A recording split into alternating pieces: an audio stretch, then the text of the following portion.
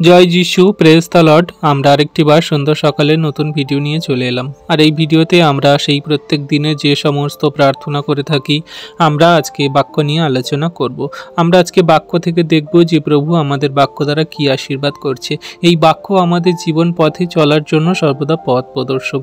এই বাক্য আমাদের শক্তিশালী করবে। এই বাক্য আমাদের শয়তান দিয়াবলের সঙ্গে লড়তে সাহায্য করবে। এই বাক্য আমাদের জীবনের সমস্ত বন্ধনকে কাটতে সাহায্য করবে। তো বিশ্বাসী সন্তানরা ভিডিওটি কেউ স্কিপ করবেন না, প্রথম থেকে শেষ অবধি দেখুন, ঈশ্বর প্রভু আশীর্বাদ করবেন। তো চলুন আমরা ভিডিওটি শুরু করি। আর ভিডিও শুরু করার আগে ছোট্ট একটা প্রার্থনা করছি আর আসছি। পবিত্র মঙ্গলময় পিতা প্রভু যীশু, তোমায় ধন্যবাদ করি, তোমার প্রশংসা গৌরব করি। প্রভু গো, তুমি মহান দয়ালু কৃপাময় প্রভু ঈশ্বর পিতা, তুমি আমাদেরকে একত্রিত করেছো, তোমার চরণতলে আনয়ন করিয়েছো। তুমি যে কজন সন্তানকে তুমি ডাক দিয়েছো প্রভু গো, তাদের হৃদয় মন আত্মাকে খুলে দাও পিতা। আমার হৃদয় মন আত্মাকে খুলে দাও প্রভু গো। তুমি আমাদেরকে তোমার সেই জ্ঞান দাও, বুদ্ধি দাও, চিত্ত প্রজ্ঞা দান করো, যেন তোমার বাক্য সকল আমরা বুঝতে পারি, হৃদয়ে ধরতে পারি এবং কার্যকারী করতে পারি। আমাদের সমস্ত আত্মিকতার জ্ঞান, বুদ্ধি, চিত্ত প্রজ্ঞা তুমিই দেবে প্রভু। তুমি আমাদের মধ্যস্থতায় থেকে তুমি আমাদেরকে চালনা করবে। এই গুগল মিটকে রাখি, এই গুগল মিটে থাকা সব ভাই বন্ধুদেরকে রাখি, ভাই বোনেদেরকে রাখি, সব দাদা ভাইদেরকে রাখি প্রভু গো, তাদের ফোনগুলোকে রাখি, আমাদের গুগল মিটকে সবাকে রাখি। তুমি প্রথম থেকে শেষ অবধি পরিচালনা করো। এখানে শয়তান দিয়াবল মন্দতা যেন কোনো রকম কোনো কার্য না করতে পারে, শয়তান দিয়াবল মন্দতা যেন আমাদের ধারে কাছে না আসতে পারে। তুমি আশীর্বাদ অনুগ্রহ করো প্রভু গো। আমার হৃদয় মন আত্মাকে রাখি, তুমি আমার জিহ্বা মুখ দিয়ে কথা বলো। তুমি আমার এই মুখে যা বাক্য দেবে প্রভু, তা যেন আমি বলতে পারি, আমার নিজের কথা না, তোমার কথা, তোমার সেই পবিত্র আত্মার কথা যেন আমি বলতে পারি। তুমি আমাকে চালনা করো, তুমি আমার জীব দিয়ে কথা বলো, আশীর্বাদ অনুগ্রহ করো পিতা গো। তোমায় ধন্যবাদ করি, তোমার প্রশংসা গৌরব করি। সকল ধন্যবাদ প্রশংসা গৌরব যীশু খ্রিস্টের পবিত্র মধুর নামেই প্রার্থনা চাইলাম পিতা। তুমি দেখলে, শুনলে আর প্রার্থনা উত্তরও দিলে। আমেন। তো আসুন আমরা এবারে বাক্য দেখব, আর বাক্য কি বলছে আমরা সেগুলো বোঝার চেষ্টা করব। কারণ বাক্য সর্বদা আমাদেরকে সঠিক পথ দেখায়, যেটা আমাদের জীবনের জন্য দুর্গম হয়ে যায়। বাক্য আমাদেরকে সহজ করে, সরল করে, শক্তিশালী করে। বাক্য আমাদেরকে সর্বদা খ্রিস্টের সঙ্গে চলতে সাহায্য করে। তাই আজকের আমরা বাক্য দেখব যে বাক্য প্রভু আমাদেরকে বলছে। আজকে আমাদের টপিক আমার উপদেশ। এই উপদেশ আমার নয়, আমি যে বলছি গুগল মিটে তোমাদের ভাই সুজিত, আমি নয়, কিন্তু এটা ঈশ্বরের, এটা প্রভুর যে আদেশ তিনি আমাদেরকে করছে। কেমন আদেশ তিনি করছে না, ঈশ্বরের সাথে আমাদের যাত্রা শুরু করতে হলে আমাদের কেবল অনুগ্রহই নয়, আমাদের শৃঙ্খলা তৈরি করতে হবে, যা আমাদের পবিত্রতাকে শক্তিশালী করবে।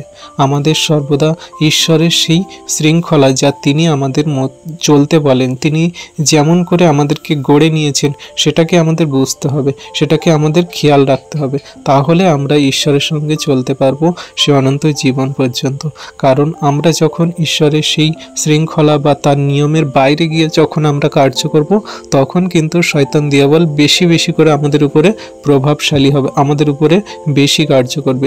ঈশ্বরের অনুগ্রহ তো আমাদের উপরে আছে, কিন্তু আমরা যদি না খ্রিস্টের বা ঈশ্বরের সেই নিয়ম শৃঙ্খলা বজায় রাখি, পবিত্রতাকে বজায় রাখি, তাহলে কিন্তু আমাদের শয়তান দিয়াবল আমাদের সঙ্গে ছলচাতুরি বা অন্যভাবে আমাদের কাজ করবে। তো সেই কথা অনুযায়ী যদি আমরা পবিত্রতাকে শক্তিশালী করতে চাই, ঈশ্বরের নিয়ম শৃঙ্খলা বজায় রেখে যদি জীবনে চলতে চাই, তাহলে আমাদের কি করতে হবে সেই কথা অনুযায়ী আজকে বাক্য বলছে। দ্বিতীয় বংশাবলী 15 অধ্যায়ের 3-4 পদ। আপনারা যাদের কাছে মোবাইল বা যাদের কাছে বাইবেল আছে তারা বাইবেল থেকে দেখবেন। দ্বিতীয় বংশাবলী 15 অধ্যায়ের 3-4 পদ কি বলছে? ইসরায়েল বহুকাল সত্যময়, ঈশ্বরবিহীন, শিক্ষাদায়ক, যাজকবিহীন ও ব্যবস্থাবিহীন ছিল। কিন্তু সংকটে যখন তাহারা ইসরায়েলের ঈশ্বর সদাপ্রভুর প্রতি ফিরিয়া তাহার অন্বেষণ করিল, তখন তিনি তাহাদিগকে তাহার উদ্দেশ্য পাইতে দিলেন।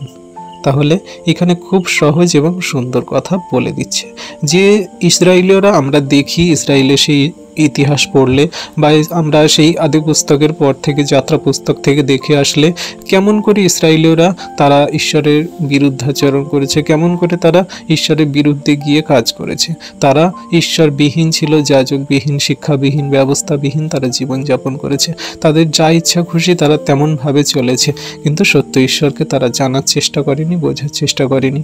যেখানে ঈশ্বর প্রভু তাদেরকে বলেছেন যে আমি ইসরায়েলীয়র মধ্যে দিয়ে আমি আমার সেই একজাত পুত্রকে পাঠাবো, ইসরায়েলীয়কে আমি নিজ বোঝা হিসাবে ঘোষিত করছি, কিন্তু সেই ইসরায়েলীয়রা তাকে মান্য করেনি, তাকে গ্রহণ করেনি, তাকে সেই ঈশ্বর বলে মানেনি। তাহলে তাদের দশা কেমন হয়েছিল আমরা জানি। তারা সেই মিশরে ফরৌনের দাসত্ব করেছিল, তারা 40 বছর যাবৎ পর্বতে তারা সেই হোঁচট খেয়েছে, তারা নাস্তানাবুদ হয়েছে, কত যাতনা, কত সংকট তারা সেই সমস্ত জায়গায় তারা পেয়েছে। আর যখন তারা সেই সত্য ঈশ্বরকে অন্বেষণ করলো, যখন সত্য ঈশ্বরকে জানতে চাইলো, বুঝতে চাইলো, তখন ঈশ্বর প্রভু তাদের অন্বেষণ করে তাদের পাইতে দিলেন। মোশি দ্বারা তাদের উদ্ধার করলেন, তাদেরকে পরিত্রাণ করলেন, তাদের সেই মনোনীত দেশে, সেই তাদের কথা দিয়েছিল যে শপথ করা দেশে, কনান দেশে তাদেরকে নিয়ে এসেছিল। তাহলে কত বছর যাবৎ তারা সেই সমস্ত ভুল, অন্যায়, পাপ, তাদের সমস্ত অবাধ্যতা, নিজেদের সেই সমস্ত মাংসের চাহিদা, প্রয়োজনীয়তাকে তারা যে বজায় রেখে চলছিল, সত্য ঈশ্বরের আজ্ঞা শিক্ষা সকল পালন করছিল না, তখন তাদের জীবন কেমন ছিল। তাহলে আমরা এইভাবে বুঝতে পারি যে আমরা যদি না ঈশ্বরের আজ্ঞাবিহীন, আমরা যদি ঈশ্বরের শৃঙ্খলাবিহীন, আমরা যদি না ঈশ্বরের অমান্য করি, তাহলে আমাদের সমস্ত জীবন এমনি করে হয়। আমাদের এখন এই জীবনে দেখি আমরা যারা আমরা খ্রিস্টকে জানি না, বুঝি না, বা আমরা খ্রিস্টকে গ্রহণ করে চলি না, আমাদের জীবন কেমন এলোমেলো, আমরা কেমন ছিলাম এই জগতের মাঝে। কিন্তু এখন যারা আমরা খ্রিস্টকে জানি, বুঝি, গ্রহণ করেছি, আমাদের জীবন কেমন একটা নিয়ম শৃঙ্খলা এবং কেমন একটা পবিত্রতার মধ্যে দিয়ে ধীরে ধীরে এগোচ্ছে। তাহলে এগুলো আমাদের জন্য ঈশ্বরের একটা নিয়ম শৃঙ্খলার মধ্যেই চলে। যখন আমরা সাধারণ একটা উদাহরণ দিয়ে দেখলে যে পরিবারে যদি কেউ 6 জন 7 জন থাকে পরিবারের মেম্বার, আর বাবা যদি যে নিয়ম করে দিয়েছে ফ্যামিলির ভিতরে, যে সমস্ত কথা বলে দিয়েছে, সেই নিয়ম শৃঙ্খলার ভিতরে পরিবার চলে। তার বাইরে গিয়ে যদি কোনো ছেলে কাজ করে বা কোনো মেয়ে কাজ করে, তার শাস্তি হয় বা তার সেই বাবা মেনে নেয় না সেটা, কারণ সে বাবা একটা নিয়ম শৃঙ্খলা তৈরি করে দিয়েছে ফ্যামিলির ভিতরে। তো সেই রকম যখন আমাদের ঈশ্বর প্রভু আমাদেরকে বাইবেল দ্বারা যে নিয়ম শৃঙ্খলা তৈরি করে দিয়েছে, খ্রিস্ট যিশু দ্বারা আমাদের যে সমস্ত স্বর্গের পথ দেখিয়ে দিয়েছে, তাহলে আমরা যারা আজকে খ্রিস্টকে গ্রহণ করেছি, প্রভু ঈশ্বর পিতাকে আমরা ঈশ্বর বলে গ্রহণ করেছি, তাহলে আমাদের পবিত্রতা বজায় রাখতে গেলে শৃঙ্খলাকে, ঈশ্বরের সেই পবিত্রতা এবং শৃঙ্খলা নিয়মকে আমাদের মধ্যে দিয়ে চালাতে গেলে তার সমস্ত বাক্যকে অবলম্বন করতে হবে। আর যদি আমরা সেগুলো না করি, তাহলে কি হবে না, ইসরায়েলীয়দের মতো সেই দশা আমাদের হবে, যা আমরা ধারণাই করতে পারি না।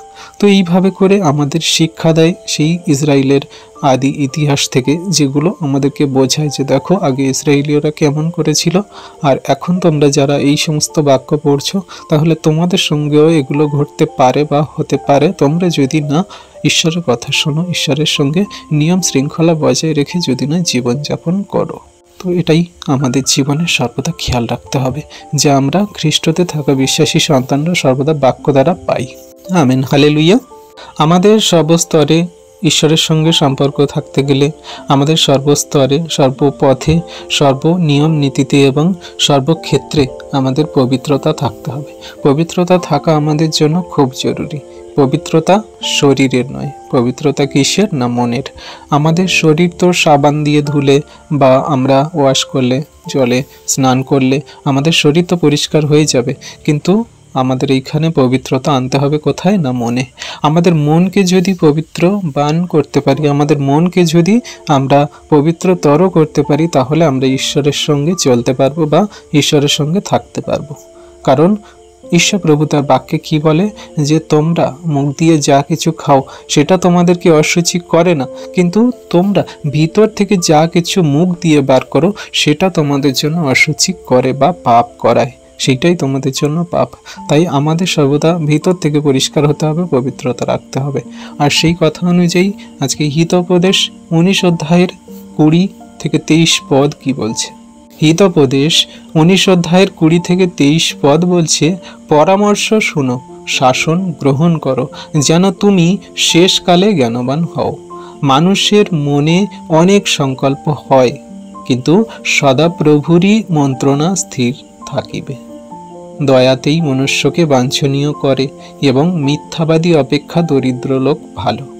সদাপ্রভুর ভয়ে জীবনে লইয়া যাও, যাহার তাহা আছে সে তৃপ্ত হইয়া বসতি করে, অমঙ্গল তাহার নিকটে যায় না। তাহলে কত সুন্দর কথা আমাদেরকে এখানে বলছে। আমরা যদি ঈশ্বরকে মানি, গ্রহণ করি, তাহলে তার পরামর্শ মানে তার কথা, তার বাক্য সকল আমরা শুনবো এবং পালন করব। আমাদের শ্রবণের মধ্যে দিয়ে আমাদের হৃদয়, অন্তরে, আত্মায় কথা বলে, যেটা আমরা কান থেকে শুনি। যেগুলো আমরা কান থেকে শুনি, যেগুলো আমাদের কানে পৌঁছায়, সেই কান থেকে কথা আমাদের হৃদয়ের মধ্যে প্রবেশ করে। যদি আমরা শুনতে না পাই, তাহলে আমরা ঈশ্বরের কতটুকু বুঝতে পারি? তাই আমরা ঈশ্বরের সেই কথা শুনি, আত্মিকতা দ্বারা, প্রার্থনা দ্বারা, আমাদের মনকে সর্বদা ঈশ্বরের দিকে ফেরানো দ্বারা আমরা বোঝার চেষ্টা করি, বাক্য দ্বারা ঈশ্বর প্রভু আমাদেরকে কি বলছে, কি বোঝাচ্ছে। তাহলে আমাদের মনকে এমনভাবে ফেরাতে হবে, এমনভাবে শুনতে হবে যে আমরা আত্মিকতা দিয়ে ঈশ্বরের সেই স্বর্গস্থ পিতার কথা আমরা বাক্য দ্বারা শুনতে পাবো। ঈশ্বর প্রভু আমাদের মতন এমনি করে চেঁচিয়ে কথা বলে না, বা আমরা এই সামনাসামনি ফেস টু ফেস যেমন কথা বলছি এমনি কথা বলে না, তিনি বাক্য দ্বারা কথা বলে। আমরা সবাই জানি যে আমরা যখন বাইবেল পড়ি তখন ঈশ্বর প্রভু আমাদের সঙ্গে কথা বলে, আর যখন আমরা প্রার্থনা করি আমরা তখন ঈশ্বরের সঙ্গে কথা বলি। তো এই যে সহভাগিতা, এটা আমাদের সর্বদা চালিয়ে যেতে হবে। আমাদের আত্মিকতা দ্বারা বুঝতে হবে যে ঈশ্বর প্রভু আমাদেরকে কি বলছে, তার পরামর্শ কি, তিনি আমাদের কোন পথে নিয়ে যাচ্ছে। আর এখানে বলছে শাসন গ্রহণ করো। আমরা ঈশ্বরের যে শাসন, আমরা কি সেই শাসনকে গ্রহণ করি? আমরা কিভাবে বুঝবো যে ঈশ্বর আমাদের শাসন করছে, ঈশ্বর আমাদেরকে তার শাসন দ্বারা বোঝাচ্ছে যে এটা তোমার জন্য ভালো নয়, এটা তোমার জন্য ঠিক না? আমরা কিভাবে বুঝতে পারি? আমরা যখন ঈশ্বরের কাছে প্রার্থনা রাখি, আমরা যখন ঈশ্বরের কাছে যেটা পেতে চাইছি আমাদের শরীরের জন্য, আমাদের ঘরের জন্য, আমাদের নিজেদের ব্যক্তিগত জীবনের জন্য, মাংসের জন্য, সেটা যদি না হয়, আর সেটা যদি আমার জীবনে কার্যকারিতা না হয়, আর আমি সেটা বারবার করে পেতে চাইছি, তাহলে তুমি ভেবে নাও যে ঈশ্বর প্রভু তোমাকে বোঝাতে চাইছেন, জানাতে চাইছেন যে এটা তোমার জন্য না। তুমি ধৈর্য ধরো, এর থেকে তোমার ভালো কিছু, বেটার কিছু আমি দেব। আমার শাসনকে তুমি গ্রহণ করো, আমি যে তোমাকে বোঝাতে চাইছি সেই কথা তুমি শোনো। আমরা ঈশ্বরের কথা সঠিকভাবে বোঝার এবং চেষ্টা করি, জানার চেষ্টা করি যে আমাদের জন্য কোনটা গ্রহণযোগ্য, কোনটা গ্রহণযোগ্য না। ঈশ্বর প্রভু অবশ্যই আমাদেরকে সেটা জানেন।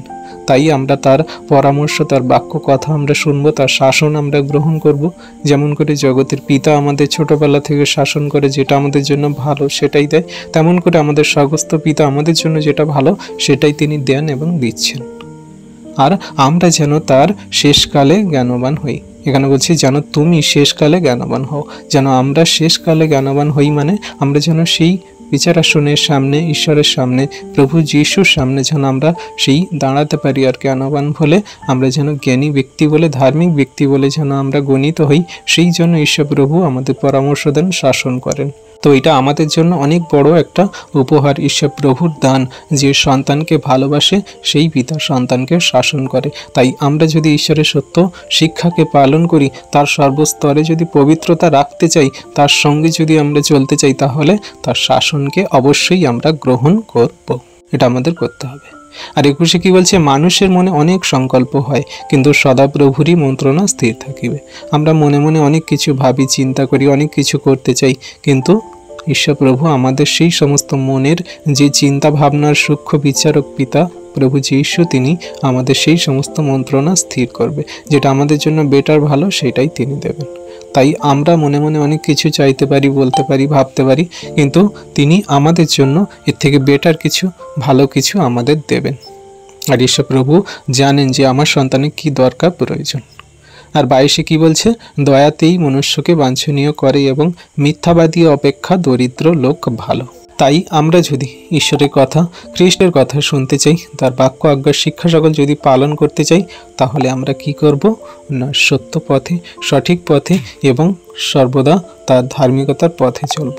কারণ মিথ্যাবাদী অপেক্ষা ধার্মিক ব্যক্তি ঈশ্বর ভালোবাসেন, গ্রহণ করেন, তিনি তার বাক্যেই বলছেন। তাহলে তিনি সেই ধার্মিক ব্যক্তিকে এবং সেই দরিদ্র সেই লোককে তিনি ভালোবাসেন। মিথ্যাবাদীর থেকে দরিদ্র, নত, নম্র, নিচু মানের এবং যারা ঈশ্বর প্রভুকে ভয় করে তাদেরকে তিনি ভালোবাসেন।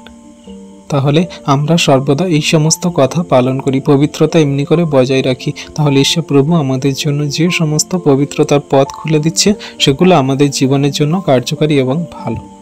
আর 23 বলছে কি, সদাপ্রভুর ভয় জীবনে লইয়া যাও, যাহার তাহা আছে সে তৃপ্ত হইয়া বসতি করে, অমঙ্গল তাহার নিকটে যায় না। তাহলে এটা খুব সুন্দর একটা বাক্য যে আমরা সদাপ্রভুকে ভয় করি। সদাপ্রভুর ভয় আমাদের জীবনে সর্বদা থাকতে হবে।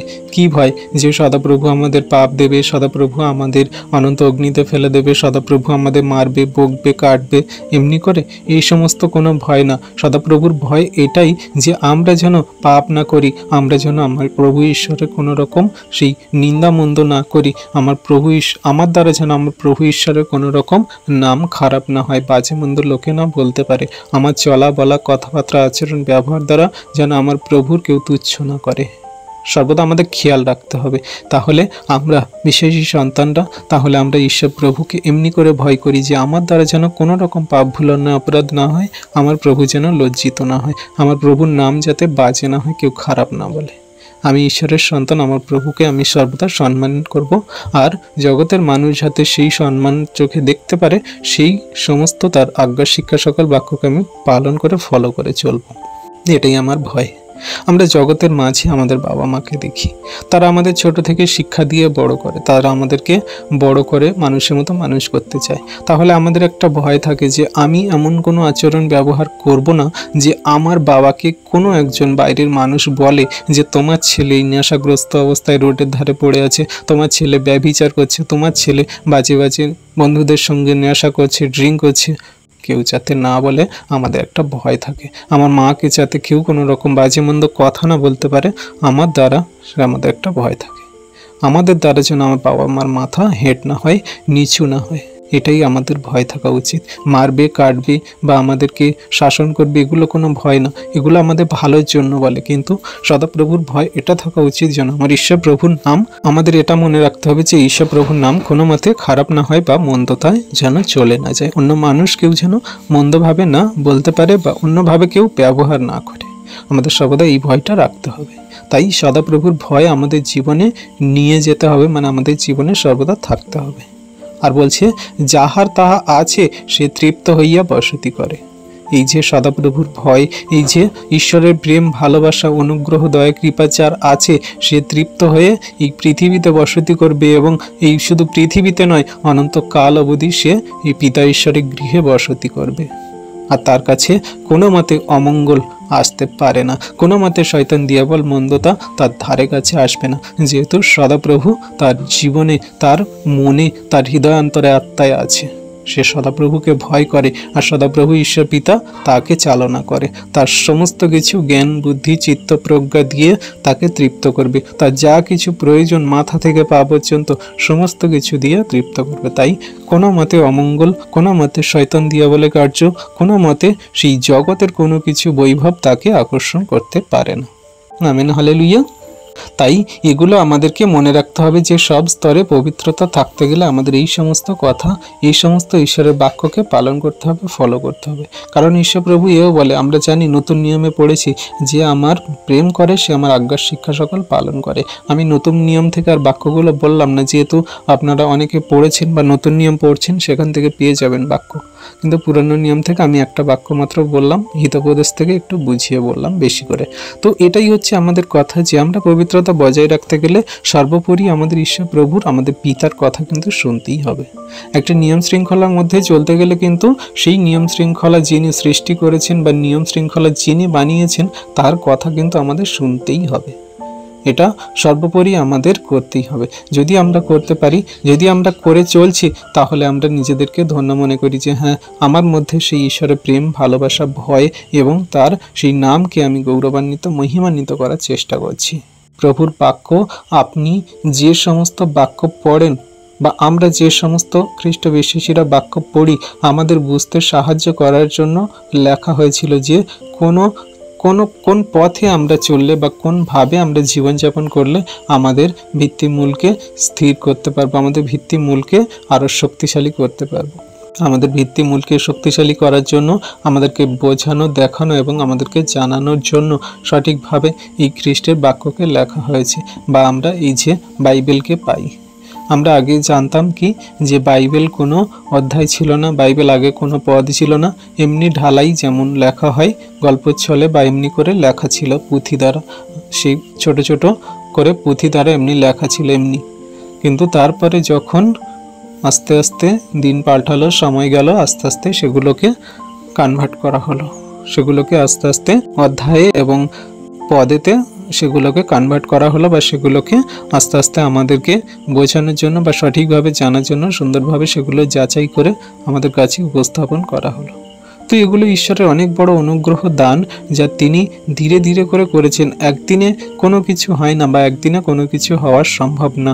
যেমন সময় বদলায়, যেমন সময় চলে যায়, তেমন ধীরে ধীরে সময়ের সাথে সাথে আমাদের জীবনও বদলায়, পরিস্থিতি বদলায়, সমস্ত কিছু ধীরে ধীরে বদলায়। তেমন করে প্রভুর সেই বাক্য যেমন প্রথম থেকে ছিল তেমনই আছে, শুধু খালি আমাদের কাছে পদ আর অধ্যায়টা সঠিকভাবে বোঝানোর জন্য এসেছে, যেটা আমরা বুঝতে পারি যে হ্যাঁ, ঈশ্বরপ্রভু আমাদেরকে জানাচ্ছে, বোঝাচ্ছে যে এমনি করে আমাদের জীবনকে যদি চালাই, আমাদের জীবনকে যদি সঠিকভাবে খ্রিস্টেতে স্থির রাখি, ঠিক রাখি, তাহলে আমাদের জন্য ঈশ্বরপ্রভু কতই না আশীর্বাদ করছেন। আমরা অনেকে শমূয়েলের পুস্তক পড়েছি, বা অনেকে হয়তো পড়িনি নতুন নিয়ম। আমরা শমূয়েলের কথা জানলে বুঝতে পারি, শমূয়েল যখন ঈশ্বরের কাছে প্রার্থনা করছিল, তার এত পাওয়ার ছিল যে ঈশ্বরপ্রভু তার প্রার্থনা শুনতে বাধ্য। ঈশ্বরপ্রভু তার প্রার্থনা শোনার উত্তর দেওয়ার জন্য তিনি আকাশ গগনকে নামিয়ে আনলেন। তিনি এমনভাবে সেই তুরিধ্বনি বাজিয়ে সমস্ত বায়ুকে তার চরণতলে এনে ফেললেন, এমন করে তিনি সেই ঝড়, বৃষ্টি, তুফান এবং সেই পুরো বিশ্ব ব্রহ্মাণ্ডকে নড়িয়ে দেওয়ার মতো অবস্থা করে তিনি শমূয়েলের প্রার্থনা উত্তর দিলেন। আর সেই কথা শমূয়েল তার বাক্যেতে বলছে, তার বাক্যে না, শমূয়েলের পুস্তকে তিনি বলছে। 2 শমূয়েল 22 অধ্যায়ের 7 থেকে 11 পদ কি বলছে? সংকটে আমি সদাপ্রভুকে ডাকিলাম, আমার ঈশ্বরকে আহ্বান করিলাম। তিনি নিজ মন্দির হইতে আমার রব শুনিলেন, আমার আর্তনাদ তাহার কর্ণগোচর হইল।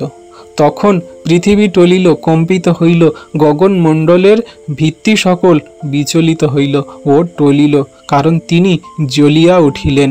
তাহার নাসারোধ্য হইতে ধূম উদ্গত হইল, তাহার মুখ নির্গত অগ্নি গ্রাস করিল, তার দ্বারা অঙ্গার সকল প্রজ্বলিত হইল। তিনি গগনকে নুয়াইয়া নামাইলেন, অন্ধকার তাহার পদতলে ছিল।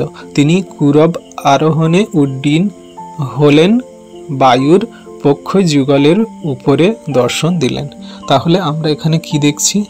যে সেই শমূয়েল যখন সংকটকালে, যখন তিনি সমস্যায় পড়েছেন আর ঈশ্বরের কাছে প্রার্থনা করছেন, ঈশ্বরের কাছে যখন তিনি প্রার্থনা করছেন, এমনি করে সেই শমূয়েলের প্রার্থনায় উত্তর দেওয়ার জন্য ঈশ্বরপ্রভু স্বর্গ থেকে নামছেন, সমস্ত সেই আকাশ, বাতাস, গ্রহ, নক্ষত্র, তারাকে প্রজ্বলিত করে গগনকে সমস্ত নুয়াইয়া আনিলেন, এবং অন্ধকার করে একদম ভয়ঙ্কর অবস্থা করে তিনি আসলেন, বা সেই সমূহের প্রার্থনা উত্তর দিলেন। তাহলে ঈশ্বরপ্রভু, আমরা এখানে যে একটা কথা পাচ্ছি যে ঈশ্বরপ্রভু যদি আমাদেরকে ভালোবাসে, প্রেম করে, আমাদের প্রার্থনার উত্তর দেয়, তাহলে কেমনভাবে আমরা তার সেই রুগ্র মূর্তির রূপ দেখতে পাই, রাগের রূপ আমরা দেখতে পাই, যে ঈশ্বরপ্রভুর কাছে কোনো কিছু সেই স্থায়ী নয়। সমস্ত কিছুকে তিনি চুরমার করে দিতে পারেন, পৃথিবীকে টলিয়ে দিতে পারেন, তিনি ভূমিকম্প আনতে পারেন, গগনমণ্ডলের সমস্ত ভিত্তিকে নড়িয়ে দিতে পারেন। তাহলে তিনি কি না করতে পারেন?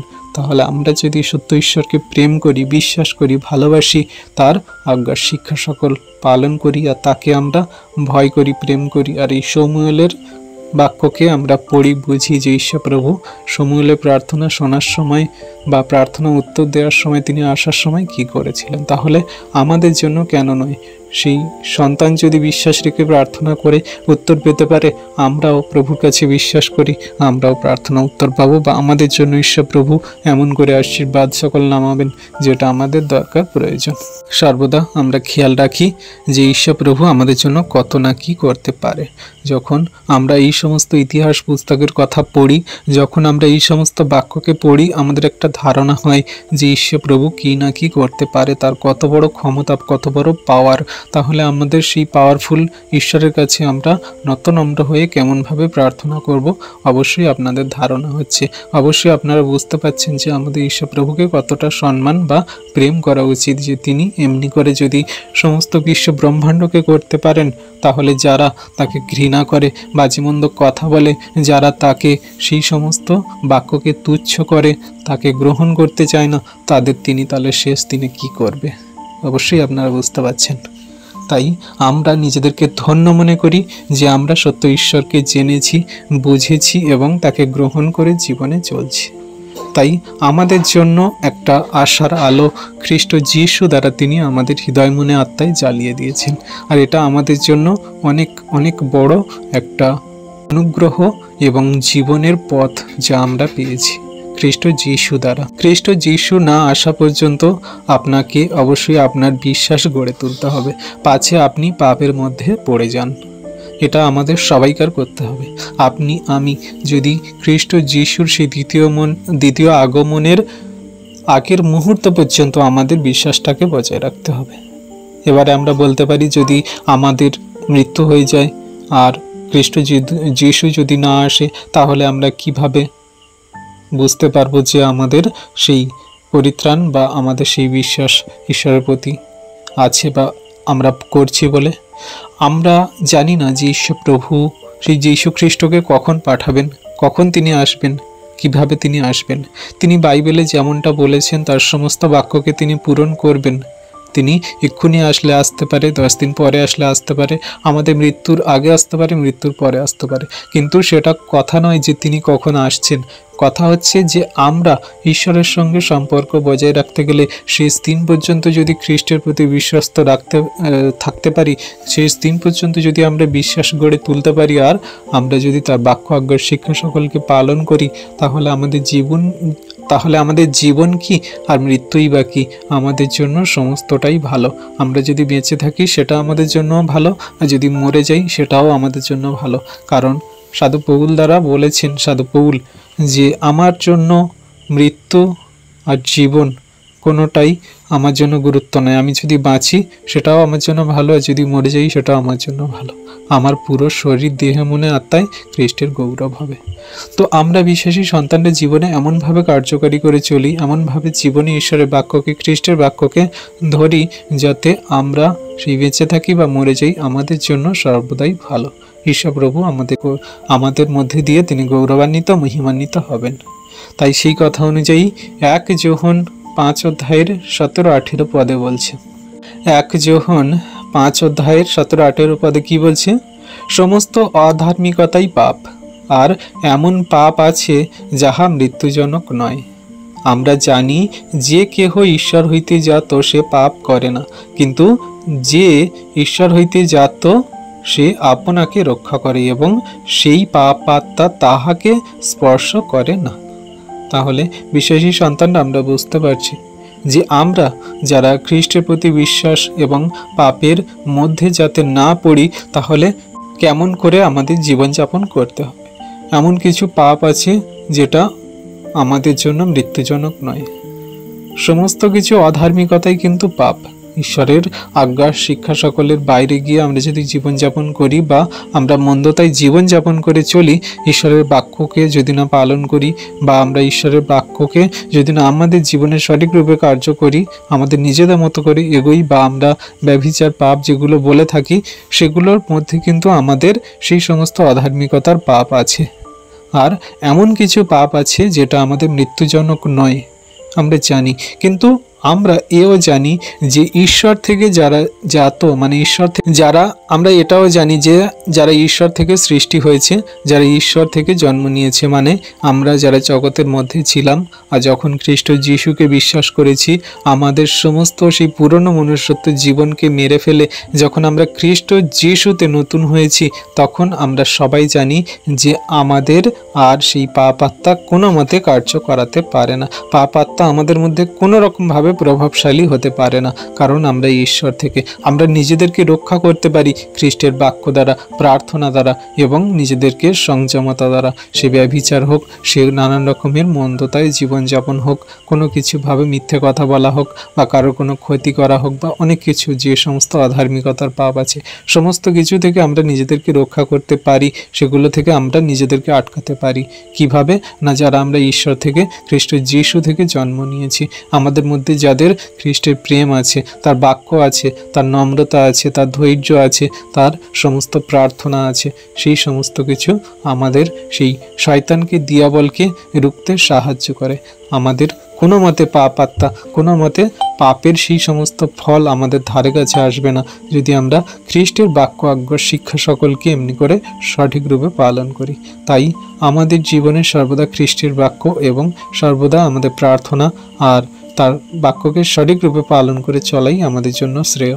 আর সেই কথা অনুযায়ী আমরা যদি একটা শিক্ষা দেখি ইয়োবের কথা, ইয়োব কেমনভাবে সেই সমস্ত সদাপ্রভুর আজ্ঞার শিক্ষা সকল পালন করে চলত।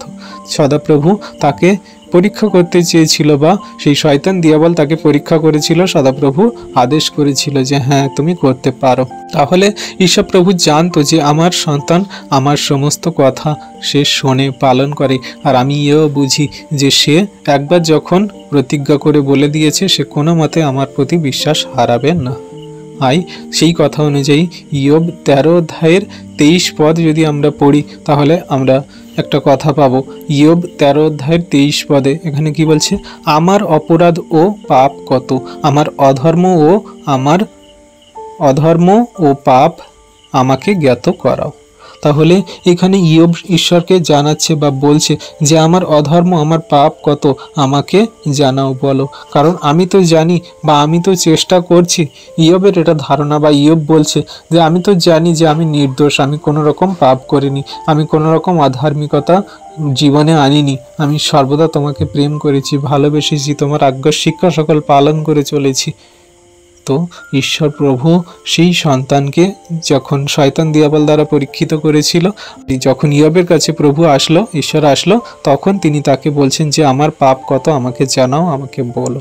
কিন্তু আমরা যদি নিজেদের মনে এইটা বলি যে আমার পাপ কত, আমরা যদি ঈশ্বরের কাছে বা আমরা যদি নিজেদেরকে নিজে আমরা প্রশ্ন করি যে আমার পাপ কত, আমার অধার্মিকতা কত, আমি কত পাপ করেছি এই জীবনে, সেগুলো যদি আমি নিজের মনে নিজে ভাবতে থাকি, যদি বুঝতে থাকি, তাহলে আমার আর পাপ করার প্রবণতা, আমার আর অধার্মিকতা বা আমার আর ব্যভিচার বা মন্দতায় জীবনযাপন করার প্রবণতা আসবে না। কারণ আমরা যখন নিজেদেরকে নিজেরা ফিরে দেখব, যাচাই করব, বোঝার চেষ্টা করব, তখন আমরা নিজেদেরকে বুঝতে পারবো যে হ্যাঁ, আমাদের মধ্যে সেই সমস্ত পাপ, ব্যভিচার, মন্দতা ঈশ্বরের গ্রহণযোগ্য কার্য নাকি ঈশ্বরের গ্রহণযোগ্যের বাইরে গিয়ে আমরা কার্য করছি, সমস্ত কিছু আমরা বুঝতে পারবো, জানতে পারবো। তাই সেই কথা অনুযায়ী যখন সেই ঈশ্বরের সঙ্গে সামনাসামনি কথা বলায়, যখন সেই বলছে ইয়োব যে আমার পাপ কত, আমার অধর্ম কত, তুমি আমাকে বলো, জ্ঞাত করাও, তাহলে আমি বুঝতে পারবো। কিন্তু তার মধ্যে কোনো অধার্মিকতা বা পাপ পাওয়া যায়নি। তখন সে ধার্মিক বা সে পাপহীন সন্তান বলে মনোনীত হয়েছিল। ঈশ্বর প্রভু তাকে তার থেকেও দ্বিগুণ, আরও চতুর্গুণ বেশি ফিরিয়ে দিয়েছিল, আমরা সবাই জানি।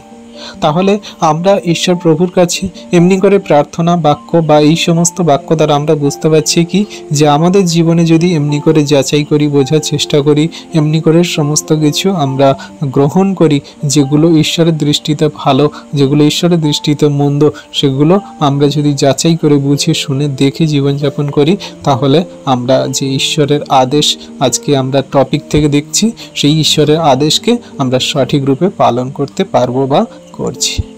এটা আমাদের জন্য সর্বদা গুরুত্বপূর্ণ। আর সেই কথা অনুযায়ী আজকে আমরা যাকব 1 অধ্যায়ের 13 থেকে 15 পদ পড়ব, সেই কথার আধারে। যে কথা সেই ইয়োব প্রভুকে বলেছে। আর যাকব 1:13-15 পদে দেখব আমাদেরকে কি বলছে। পরীক্ষার সময়ে কেহ না বলুক, ঈশ্বর হইতে আমার পরীক্ষা হইতেছে, কেননা মন্দ বিষয়ের দ্বারা ঈশ্বরের পরীক্ষা করা যাইতে পারে না, আর তিনি কাহারও পরীক্ষা করেন না, কিন্তু প্রত্যেক ব্যক্তি নিজ কামনা দ্বারা আকর্ষিত ও প্ররোচিত হইয়া পরীক্ষিত হয়। পরে কামনা সগর্ভা হইয়া পাপ প্রসব করে এবং পাপ পরিপক্ক হইয়া মৃত্যুকে জন্ম দেয়। তাহলে আমরা কি দেখলাম যে ইয়োব যা কিছু করেছিল সে ধার্মিকতা এবং সে পাপবিহীন জীবনযাপন করেছিল। আর এখানে আমরা কি দেখছি যে ঈশ্বর কোনো মতে কোনো মানুষকে পরীক্ষা নেয় না, মন্দ বিষয়ের জন্য কিন্তু ঈশ্বর পরীক্ষা নেয় না। যদি ঈশ্বর পরীক্ষা নিয়ে থাকেন তাহলে ভালো বিষয়ের জন্য ঈশ্বর প্রভু পরীক্ষা নিয়ে থাকেন। যদি ঈশ্বর শাসন করে থাকেন তাহলে ভালো বিষয়ের জন্য, আমাদের ভালোর জন্য, আমাদের অনন্ত জীবনের জন্য এবং আমাদের ধার্মিকতার জন্য। তাই আমাদের সর্বদা খেয়াল রাখতে হবে যে মন্দ বিষয়ের জন্য কিন্তু ঈশ্বর কোনো মতে আমাদের পরীক্ষা নেয় না বা পরীক্ষায় ফেলে না। তাই যদি কোনো রকম কোনো মন্দ বিষয় আমাদের জীবনে আসে, যেটা আমাদের অনন্ত জীবন থেকে সরিয়ে দেয়, যেটা আমার ধার্মিকতা থেকে সরিয়ে দেয়, যেটা আমার সদাপ্রভু ঈশ্বর থেকে সরিয়ে দেয়, যেটা প্রভু যীশু খ্রিস্টের বাক্য থেকে, তার প্রেম থেকে, সভা থেকে, মণ্ডলী থেকে এবং এই গুগল মিট থেকে, বিশ্বাসী বর্গ সন্তান থেকে যদি সরিয়ে দেয়, তাহলে তুমি ভেবে নাও যে এটা শয়তান দিয়াবল মন্দতা থেকে তোমার পরীক্ষা আসছে, তুমি সেগুলোকে ত্যাগ করো।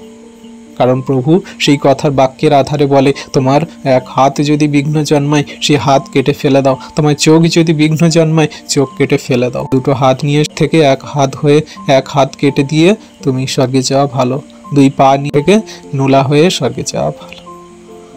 তো আমাদের সর্বদা খেয়াল রাখতে হবে যে আমরা নিজেরা পাপ করছি নাকি শ্রী ঈশ্বর প্রভু আমাদের সেই সমস্ত পরীক্ষা নিচ্ছে। ঈশ্বরপ্রভু কোনো মতে মন্দতা দ্বারা পরীক্ষা নেয় না।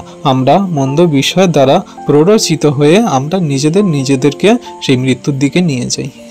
আমাদের কামনা বাসনা, আমাদের দেহের চাহিদা প্রয়োজনীয়তাগুলো সেই সমস্ত সত্য ঈশ্বর থেকে দূরে করে দেয়, পাপে ফেলে দেয়। তাই সর্বদা আমাদের খেয়াল রাখতে হবে যে এগুলো ঈশ্বর থেকে নয়, কিন্তু মন্দতা থেকে। আর সেই সমস্ত উল্লেখ্য মৃত্যু পর্যন্ত পাপ আছে, এটি একটি আপনার জীবনে, আমার জীবনে, সবাইকার জীবনে সেই নানান রকমভাবে প্রলোভন আনতে পারে, সমস্যা আনতে পারে, যেটা শয়তান দিয়াবল সেট আপ করে রেখেছে যে আপনি পাপ করেন বা আমি পাপ করি। এটা শয়তান চায় যে আমরা আমাদের এই মাংস দ্বারা, আমাদের এই শরীর দ্বারা আমরা পাপ করি। কারণ শয়তান জেদি, শয়তান চাইবে যে আমাদের মধ্যে এমন কিছু প্রলোভন, মন্দতা, এমন কিছু সেই কঠোর ভাব সকল জাগাবে যেগুলো আমাদের বাধ্য করাবে পাপ করতে, যেগুলো আমাদের সেই শরীরকে দুর্বল করে দেবে আর আমাদের মনকে আরও বেশি দুর্বলতার দিকে নিয়ে যাবে। আমাদের শরীর মনকে এমনভাবে দুর্বল করে দিয়ে সেই পাপের দিকে নিয়ে যাবে যেটা আমরা নিজেরা বুঝতে চেয়েও বুঝতে পারবো না যে আমরা এটা ঈশ্বর থেকে পরীক্ষিত হচ্ছি না শয়তান আমাদের পরীক্ষায় ফেলছে। আমি নিজের থেকে পাপ করছি নাকি এমনি পাপ হয়ে গেল, আমি বুঝতে পারবো না বা আপনি বুঝতে পারবেন না। তাই শয়তান খুব জেদি এবং শয়তান খুব সতর্কভাবে আমাদের মধ্যে পাপ করানোর চেষ্টা করে। আর সেটাকে আমাদের বুঝতে হলে, জানতে হলে এই বাক্যটা দেখতে হবে। কি? রোমিও 6:19 পদ।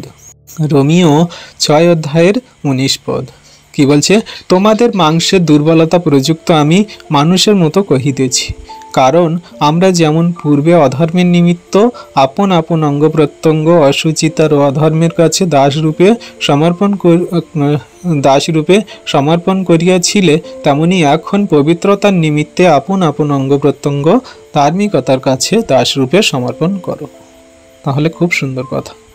যদি আমরা ভেবে থাকি যে আমাদের এই শরীর, আমাদের এই দেহ, আমাদের এই মন, আমাদের এই সমস্ত কিছুকে যদি শয়তান নিয়ন্ত্রণ করতে চায়, যদি শয়তান নিয়ন্ত্রণ করেছে আগে পরবর্তীতে, তাহলে আমরা যারা এই বাক্যকে এখন পড়ছি, বুঝছি বা জানছি, আজকের পর থেকে আমি একটা মাইন্ডে সেট আপ করে নেব, আমি যে অঙ্গ প্রত্যঙ্গ দ্বারা আমি পাপ করেছি, ব্যভিচার করেছি, মন্দতায় জীবনযাপন করেছি, সেই অঙ্গ প্রত্যঙ্গ, সেই শরীর, সেগুলোকে আমি আবার খ্রিস্টের জন্য, ঈশ্বরের জন্য, ধার্মিকতার জন্য, পবিত্রতার জন্য দাসরূপে আমি দিয়ে দেব।